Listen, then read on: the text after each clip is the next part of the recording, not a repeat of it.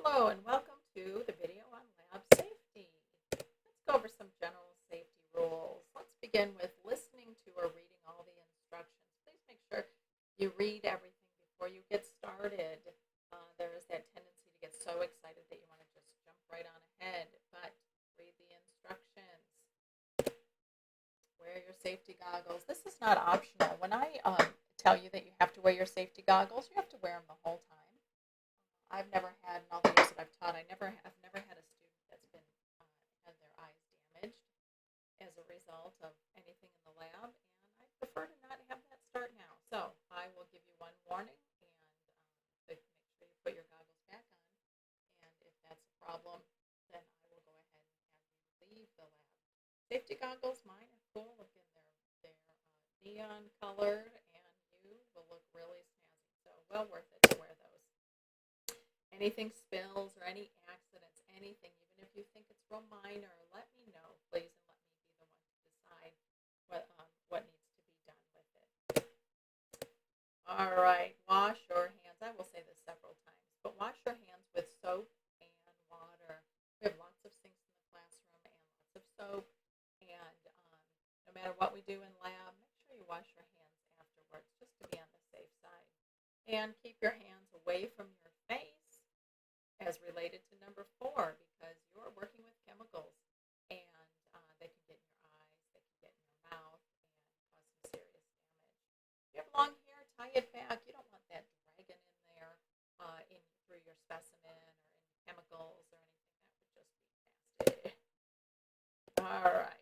Roll up loose sleeves. This goes for anything that's loose. If your jacket's loose, if you have dangling jewelry, whatever it is, make sure that it is secure, that it is not hanging in your experiment.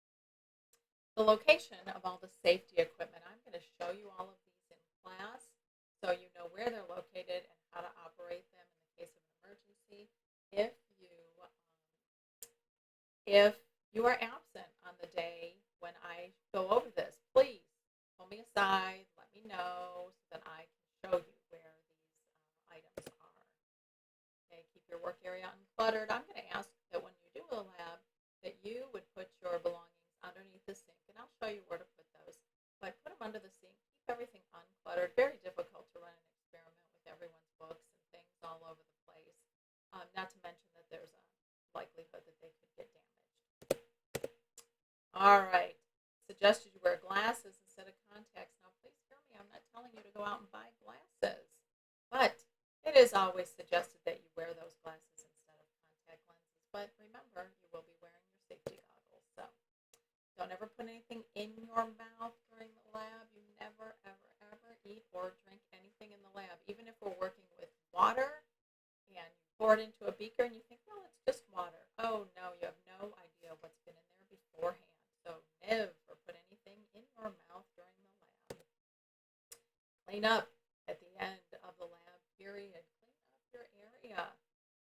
In fact, I will not release you to leave class until your area is clean. Once everyone's area is clean, I'll just ask you to go ahead, everyone to raise their hand. I'll come over and check and make sure it's all good, and away we go.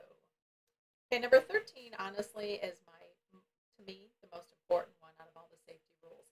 Never horse around or play practical jokes in the lab. There is no reason ever, ever, ever for you to run in the lab. There's no reason for you to ever chase anyone in the lab. There's no reason that I should ever hear anyone screaming in the lab. This one, you can consider this one your one and only warning on this. Beyond that, I will just kick you out of lab. You'll go straight to your administrator, and you will get a 0 for the lab. You will not be allowed to make it up, and then any disciplinary action that the assistant principal is going to take is what you have to deal with. But I do take safety very seriously in there. We have a good time, learn a lot of stuff during the lab, but it is no place at all for practical jokes or playing around. Okay, glassware safety. Chipped or glass crackware shouldn't be used. Just bring it to me. Obviously, it's weakened, and if you heat it or stir with it or hit it in any way, it could cause more damage. All right, broken glassware. So in the case that there is broken glassware, just let me know about it. I'm going to have a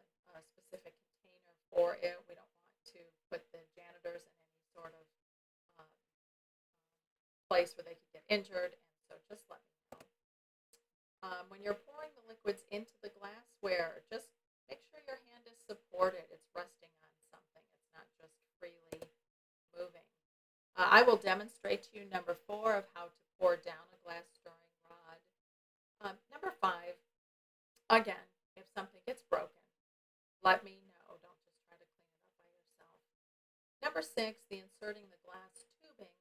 I'm not sure that we're going to be doing any of that this year. We will be working with rubber stoppers, but I'm not sure about the glass tubing. If we do, I will demonstrate to you how to do that in class.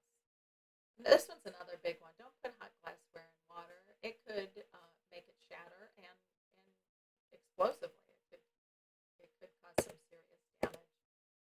Again, here we go back to the protective goggles. Wear them at all times. I will tell you when you can take them off. Even if your group is finished with your experiment, the group next to you may not be. So until everyone is finished, then you must wear your safety goggles. Do not ever mix chemicals together unless you're told to do so. In fact, anything that you want to do in the lab beyond what the lab tells you to do, just ask me. Sometimes it's just a great idea, and I'm going to be totally for it. Other times it can be hazardous. Mixing chemicals, they can create a poison or can be explosive. And so just ask me beforehand.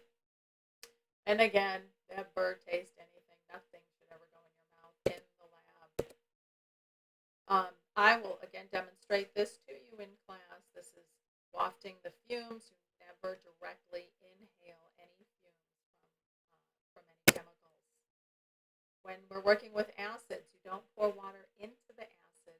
Acid should be poured into the water. And again, I'll go over that and go over the safety of that before we have that particular lab.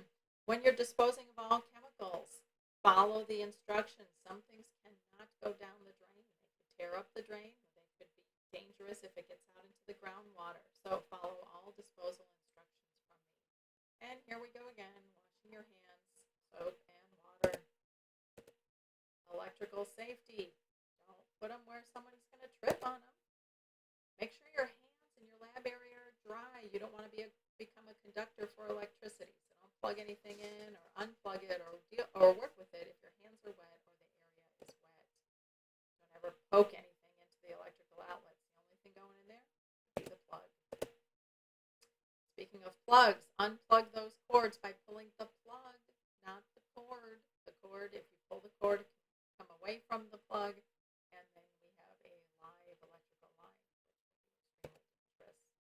Unplug everything at the end of the lab period. Burners and hot plates, let them cool before touching them. And when you are handling hot objects, use tongs or protective gloves. Don't ever reach across an open flame or a burner that's hot being used. Don't worry about number 4. We're all set there. Number 5, always point the top ends of the test tubes away from people. If it's being heated, you don't want things to shoot out and spray all over people. And in order to stir things up, you're just going to move it around slowly over the flame to distribute the heat. If you're working with a flame, usually it's going to be submerged in a beaker of boiling water. Glassware, before it is heated, should be thoroughly dried. And if we do use a ring stand, I'll show you how to go ahead and set that up and use it. Little first aid here, flushing your eyes. The faster you get chemicals out of your eyes, the less damage that's done. If there's something lodged in your eye, do not rub it at all. It's going to cause more damage. Spills on the skin. Again, we have lots of sinks in the classroom. As soon as you get something on your skin, don't panic. Just go over and rinse it off in the sink, and it'll neutralize that. And there you have it. That's the end of lab